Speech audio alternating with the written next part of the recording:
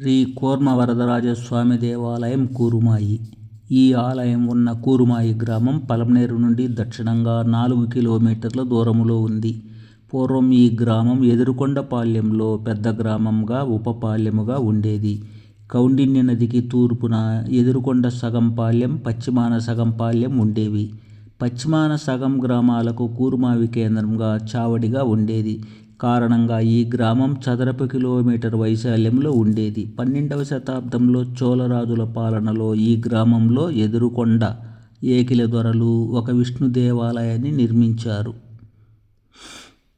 పెద్ద గ్రామంగా ఉండగా ఒక ఓంకారేశ్వర ఆలయాన్ని కూడా నిర్మించారు. క్రింది నది నుండి గ్రామానికి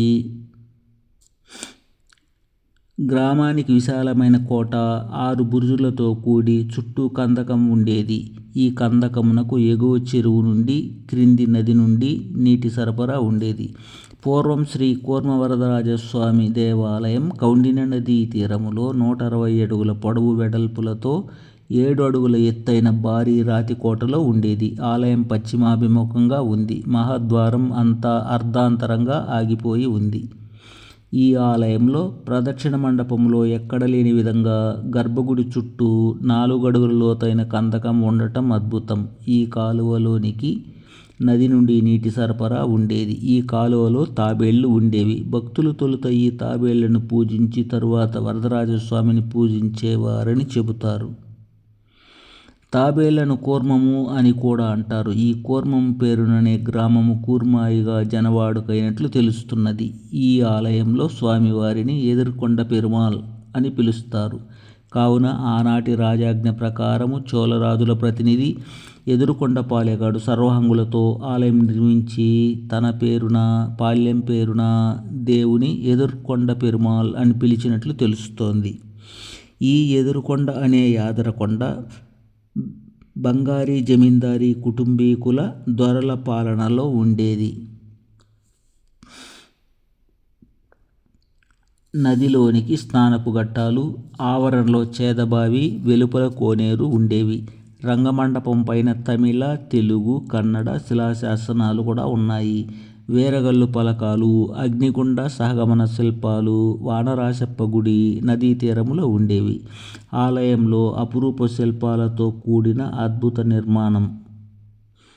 ఈ ఆలయం గోడలపై చాలా శిలాశాసనాలున్నాయి.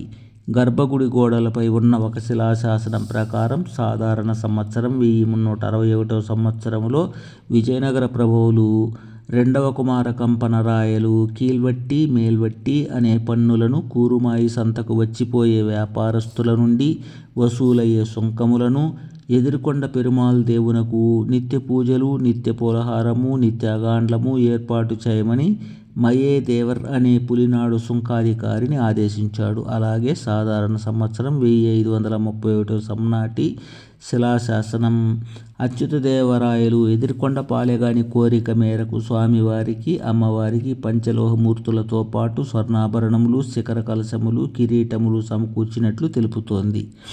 గర్భగుడి పైనున్న ఏఆర్ నంబర్ 310/1912 శాసనం ప్రకారం 1559వ సంవత్సరములో విజయనగర ప్రభువులు సదాశివ మహారాయలు విజయనగరమందు రత్నసింహాసనారూఢుడై రాజ్యము చేయుచుండగా పులినాటి సీమలో సాంపాతి రాజ్యానికి చెల్లే కూరుమావి వరదరాజుల గుడి స్థానం వారు 4 వైఖానస సూత్రం యజుశాఖాధ్యాయులైన నంబి తిమ్మయ్య, కోనప కేశవయ్య కొడుకు తిమ్మయ్య, కోనప కేశవయ్య మరో కొడుకు కోనప కృష్ణయ్య గార్లకు అర్చనా వృత్తికి, అమృత పడితర దీపారాధనలకు, తిరువారాధనలకు జరిపేటందుకు ఏడాదికి 12 వరహాలతో పాటు దారాసహితంగా భూదానం ఇస్తిమి అని ఉంది. చతుస్సీమలకు లోనైన కీలుపల్లి, మేలుపల్లి చెరువులు, కుంటలు, నూతులు, యాతాలు, కాడారంభం, నీరారంభం, గృహారామ, క్షేత్రనిధి నిక్షేపంబులు,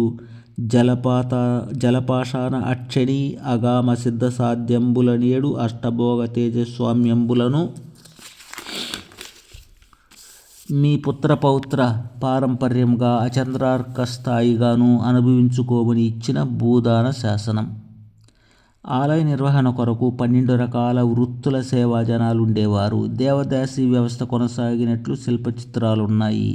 ఈ ఆలయంలో పూజాభిషేకములు జరుగుతుండగా కీలపట్ల దేవాలయంపై శత్రురాజుల దాడి జరుగుతోందని, మన ఊరిపైకి వస్తారని తెలుసుకున్న అర్చకులు, భక్తులు, గ్రామస్తులు మాట్లాడుకొని తొలుత పంచలోహమూర్తులను ఆలయం లోపల పూడ్చివేశారు. అంతకంటే ఆలయమే కనిపించకుండా ఈ అద్భుత ఆలయాన్ని సంరక్షించుకోవాలని రాతి దీపస్తంభమును దించివేసి, గర్భగుడి శిఖరమును విరగగొట్టి, ప్రహరీ గోడను కూల్చివేసి, సమీపంలోని కౌండిన నది నుండి ఇసుకను తెచ్చి కప్పివేశారు. అలాగే శివాలయంలో శివలింగాన్ని కూడా పంచలోహమూర్తులతో పాటు పూడ్చివేశారు.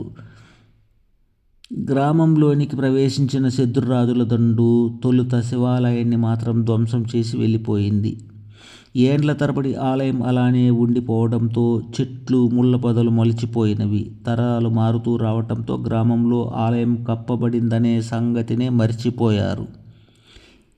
ఈ సందర్భంలో అపురూపమైన కళాకృతులు మేళవించి తయారు చేసిన తేరును ఇక్కడ వృధాగా ఉండటం ఎందుకని యాదమరి వరదరాజస్వామి ఆలయానికి తీసుకుపోయారని చెబుతారు. కారణంగా యాదమరిలో తేరును లాగేటప్పుడు తొలుత కూరుమాయి వరదరాజస్వామి గోవింద గోవింద అని అంటారని చెబుతారు.